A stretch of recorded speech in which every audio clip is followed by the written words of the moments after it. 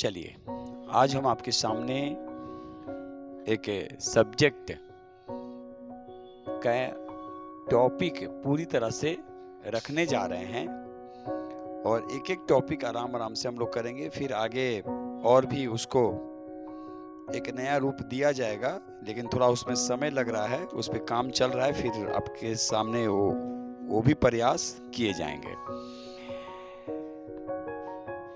अभी हम बात करेंगे अर्थव्यवस्था, इकोनॉमी के बारे में, और उसमें कौन कौन से टॉपिक आपको कवर करना होगा, और इसको आप लोग करंट अफेयर से जोड़कर पढ़ेंगे तो सबसे अच्छा होगा। चलिए, हम आपके सामने आशुतोष पाठक और एक आवश्यक सूचना, जो लोग भी ऑफलाइन क्लास करना चाह रहे हैं प्रज्ञान जीएस सेंटर या स्पिरिट ऑफ सक्सेस क्लासेस में, चाहे वो किसी भी एग्जाम के लिए, वो एडमिशन ले सकते हैं। क्लास 6 से 12 मेरा स्पिरिट ऑफ सक्सेस क्लासेस लगभग 12 सालों से चल रहा है और बेहतरीन तरीके से गर्दनी बाग में। उसी आधार पे देखते हुए इतने लंबे समय के बाद हम मीठापुर में भी स्पिरिट ऑफ सक्सेस क्लासेस को स्टार्ट करने जा रहे हैं और एक तरह से स्टार्ट हो भी चुका है। तो जो लोग भी इसमें एडमिशन लेना चाहेंगे क्लास 6 से लेकर 12 तक, वो आ सकते हैं। सब्जेक्ट वाइज यहाँ पे टीचर रखे गए हैं, फैकल्टी जो है वो बेहतरीन है और मेरी गाइडलाइन भी आप लोग को मिलती रहेगी। उसी को एक अलग रूप देंगे हम YouTube पे, लेकिन अभी नहीं, उस पे भी काम चल रहा है, तो वो भी हम आपके सामने एक सूचना रखेंगे। चलिए, अभी हम देखेंगे कौन कौन से टॉपिक आर्थिक एवं सामाजिक विकास में हम लोग पढ़ेंगे, यानी इकोनॉमी में पढ़ेंगे।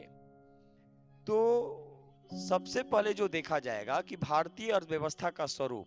हम भारतीय अर्थव्यवस्था के स्वरूप को तो देखेंगे ही, हम वर्ल्ड लेवल के भी अर्थव्यवस्था को देखेंगे, अर्थशास्त्र को देखेंगे और बताएंगे कि इकोनॉमी और इकोनॉमिक्स क्या होते हैं और कैसे इस पे क्वेश्चन आपके सामने रखे जाते हैं। तो सबसे पहला जो टॉपिक है भारतीय अर्थव्यवस्था का स्वरूप, बहुत अच्छे से पढ़िएगा। अगर भारतीय अर्थव्यवस्था का स्वरूप को अगर आप बांटते हैं तो सबको मालूम होगा कि प्राथमिक क्षेत्र, द्वितीय क्षेत्र और तृतीय क्षेत्र, और भी विनिर्माण उद्योग, तो इन सभी चीजों को अलग अलग करके हम लोग करेंगे। टॉपिक वाइज पढ़ते हुए हम लोग MCQ, SAQ और LAQ और फिर क्लास 10 पेपर के साथ हम लोग कंप्लीट करेंगे।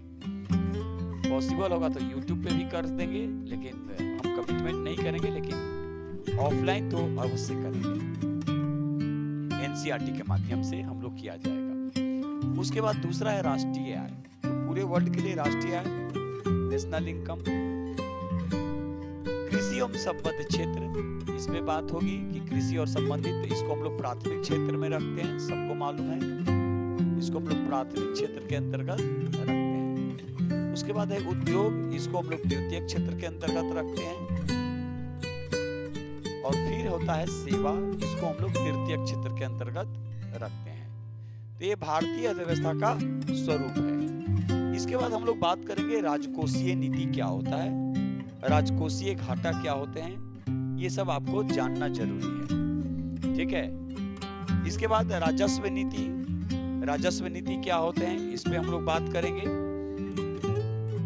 देखिए, एक होता है राजस्व व्यय, एक होता है पूंजीगत व्यय। तो कभी कभी इसमें कंफ्यूजन हो जाता है कि राजस्व व्यय क्या है और पूंजीगत व्यय क्या है, इस पे भी बात करेंगे हम लोग। राजस्व आय क्या है और पूंजीगत, तो ये सब को भी हम लोग को समझना है, जानना है, यानी एक एक टॉपिक को समझते हुए हम लोग आगे बढ़ेंगे। और हमारा एक प्रयास रहता है कि आपको टॉपिक को उस तरह से समझा देना ताकि आप घर में बैठ के भी खुद से तैयार कर सकें। इसके बाद आयोजना, आयोजना यानी प्लानिंग। आप किस वे में, प्लानिंग वे में काम करते हैं, इस पे हम लोग चर्चा करेंगे। जैसे आप प्लानिंग कमीशन का नाम सुने होंगे, अभी नीति आयोग आ गया, सरकार की योजना आती है, उस पे हम लोग को जानना है। जैसे इसमें हम लोग जब बात करेंगे लास्ट में तो हम लोग इसको करेंट अफेयर्स के साथ जोड़कर पढ़ेंगे। तो जब करेंट अफेयर्स के साथ हम लोग जोड़कर जब इसको पढ़ेंगे तो उसमें सरकार की कई ऐसी योजनाएं, ठीक है, लागू की जा चुकी है सरकार के द्वारा, जिससे बेरोजगारी और गरीबी को कम या दूर किया जा सकता है। तो उन चीजों को भी पढ़ना है, तो आप करेंट अफेयर्स में उसको जोड़कर पढ़ेंगे। उसके बाद बैंकिंग की बात करेंगे और मुद्रा की बात करेंगे, ठीक है। बैंकिंग और मुद्रा की बात करेंगे तो आप इसमें कहिएगा सर सेबी की बात करेंगे, तो वो हम लोग शेयर मार्केट में पढ़ेंगे। सेबी याद रखिएगा, शेयर मार्केट। जैसे आप जब बाजार पढ़िएगा तो बाजार के 3 रूप होते हैं, ठीक है। ऐसे बाजार के 2 प्रकार हो गए, कौन कौन? कैपिटल मार्केट और मनी मार्केट। तो मनी मार्केट को जो कंट्रोल करता है वो आरबीआई कंट्रोल करेगा, और कैपिटल मार्केट को जो कंट्रोल करता है वो सेबी करती है। तो इस पे भी हम लोग चर्चा करेंगे, ये चीज याद रखेंगे। उसके बाद है अंतरराष्ट्रीय व्यापार। अभी आप देखे होंगे कि भारत ने कई देशों के साथ द्विपक्षीय व्यापार समझौते को आगे बढ़ाया। यूरोपीय देशों के साथ अलग तरीके से एफ्टा के रूप में, ठीक है, यूरोपीय ट्रेड को बढ़ावा दिया। तो ये क्या होता है, कई देशों के साथ द्विपक्षीय व्यापार समझौता भारत ने किया। तो इन चीजों को भी आपको करंट अफेयर्स में जोड़ के पढ़ना है, अंतरराष्ट्रीय व्यापार, ठीक है। इसके बाद अंतरराष्ट्रीय संगठन की बात करेंगे। जैसे आप सुने होंगे WTO, वर्ल्ड ट्रेड ऑर्गेनाइजेशन, जो गैट के स्थान पे 1 जनवरी 1995 को लाया गया। उसी तरह आप सुने होंगे अंतरराष्ट्रीय मुद्रा कोष, IMF, इंटरनेशनल मॉनेटरी फंड, जो अपने सदस्यों को समय समय पे ऋण उपलब्ध कराती है। उसी आधार पे आज कई देश अलग अलग संगठन बनाए हैं। जैसे आप ब्रिक्स का नाम सुने होंगे, ऑकस का नाम सुने होंगे, क्वाड का नाम सुने होंगे, बिम्स्टेक का नाम सुने होंगे। तो इन सभी चीजों को भी आपको ध्यान में रखना है। वर्तमान में इनके सदस्य संख्या कितने हैं, कौन इसके अध्यक्ष हैं। तो जैसे अभी G20 अभी चर्चा में है, G7 चर्चा में है, ब्रिक्स चर्चा में है। तो इसको ध्यान में रखना है कि ये क्या है। एकदम एक एक चीज को इस हिसाब से पढ़ेंगे ताकि आपको दिक्कत नहीं हो। फिर मानव विकास और मानव विकास सूचकांक। तो जहां सूचकांक की बात आएगी, इस चीज को याद रखिएगा, इंडेक्स की बात आएगी, तो आपको इंडेक्स में सतत विकास के बारे में जानना है कि भाई सतत विकास क्या है, पर्यावरणीय विकास क्या है, भ्रष्टाचार सूचकांक में भारत का स्थान क्या है, भुखमरी में क्या है, ठीक है। इस चीज को याद रखिएगा। गरीबी में भारत का स्थान क्या है। और ऐसे भी हम बोलते हैं कि पूरे विश्व में 2 ही जाति, एक अमीर और एक गरीब, बाकी कुछ नहीं होता है, ये याद रखिएगा। तो इसको भी हम लोग समझेंगे।